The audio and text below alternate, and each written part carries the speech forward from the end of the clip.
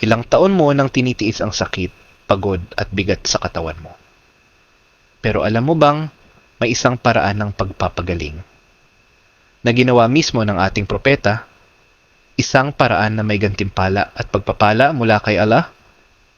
Ito ang hijama, ang gamutan at sunnah na kayang pagaanin hindi lang ang katawan, kundi pati ang puso. Kung nais mong malaman, tapusin hanggang dulo. Alam mo ba, may isang sunnah na gamutan na mismong ginawa ng ating propeta Muhammad.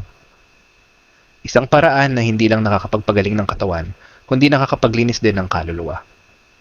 Ang tawag dito ay hijama. At baka ito na ang sagot sa mga sakit, pagod at bigat na matagal mo nang tinitiis. Explanation. Ang hijama ay isang sunnah therapy kung saan ang maruming dugo sa katawan ay hinihigop palabas gamit ang mga cup. Ang salitang hijama ay mula sa Arabic word na hajm, na ang ibig sabihin ay to suck o to draw out. Sa madaling salita, ito ay natural na paraan ng paglilinis ng katawan. Isang paraan ng detox na ipinayo ng ating propeta higit 1,400 taon na ang nakalipas. Hadith, sinabi ng Rasulullah, tunay na ang pinakamabuting paraan ng pagpapagaling na inyong ginagamit ay ang cupping, hijama. Sahih al-Bukhari, 5,006. Naraan 76, Muslim 1,577. At sa gabi ng Isra wal Mi'raj, sinabi ng mga anghel kay Propeta Muhammad, O Muhammad, ipag-utos mo sa iyong umma ang hijama. Ibn Majah 3,477. Kaya't malinaw, ang hijama ay hindi lang gamutan. Ito ay sunnah na nagbibigay ng gantimpala kapag ginawa mo dahil sa pagsunod sa propeta. Mga benepisyo ng hijama. Ang hijama ay napakaraming benepisyo sa katawan at sa kaluluwa. Nililinis ang dugo at tinatanggal ang toxins. Pinapabuti ang sirkulasyon ng dugo, tinatanggal ang stress, migraine at pananakit ng katawan, lalo na sa likod. Pinapalakas ang immune system. Nakakatulong sa depression, pagod at insomnia.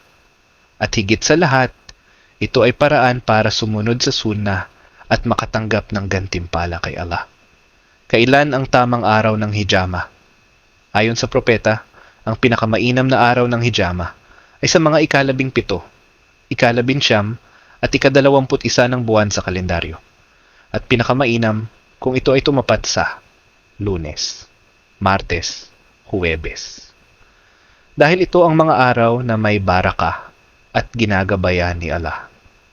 Ang hijama ay hindi lang tungkol sa katawan, kundi tungkol sa kalinisan ng puso at kaluluwa. Kapag tinanggal ang maruming dugo, parang tinatanggal mo rin ang bigat ng isip, kalungkutan at kasalanan sa loob mo. Kaya bago ka magpahijama, sabihin mo sa puso mo, Ya Allah, ginagawa ko ito bilang pagsunod kay Rasulullah at para sa kalinisan ng aking katawan at kaluluwa. Paalala, bago magpahijama.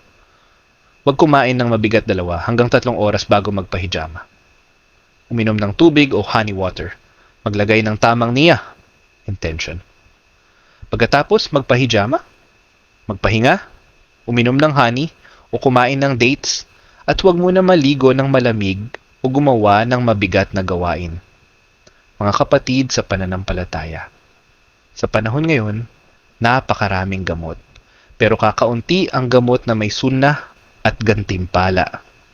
Ang hijama ay regalo mula kay Allah, isang lunas na may healing para sa katawan at barakah para sa puso. Kaya kung ikaw ay pagod, may dinaramdam o naghahanap ng kalinisan sa sarili mo, baka ito na ang sagot, hijama.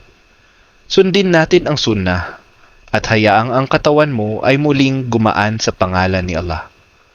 Tunay na ang pinakamabuting paraan ng pagpapagaling ay ang cupping, hijama. Sinabi ng Propeta Muhammad, Sallallahu Alaihi Wasallam, mga araw na hindi ka nais magpahijama. May ilang hadith na nagsasabi na ang Miyerkules, Biyernes Sabado at Linggo ay hindi mainam para sa pagpapahijama, maliban kung may matinding pangangailangan o emergency. Hadith: huwag kayong magpahijama sa Biyernes, Sabado, Linggo o Miyerkules. Narrated by Ibn Umar. Reported in Ibn Majah 3488, Al-Baihaqi. Kapatid, sa bawat patak ng dugong marumi na lumalabas sa katawan mo mula sa hijama, may sakit na gumagaling, kasalanang nababawasan, at kaluluwang nililinis ni Allah. Hindi lang ito gamutan, ito ay pagsunod sa propeta. Kaya bago ka magpagamot, sa iba subukan mo ang hijama.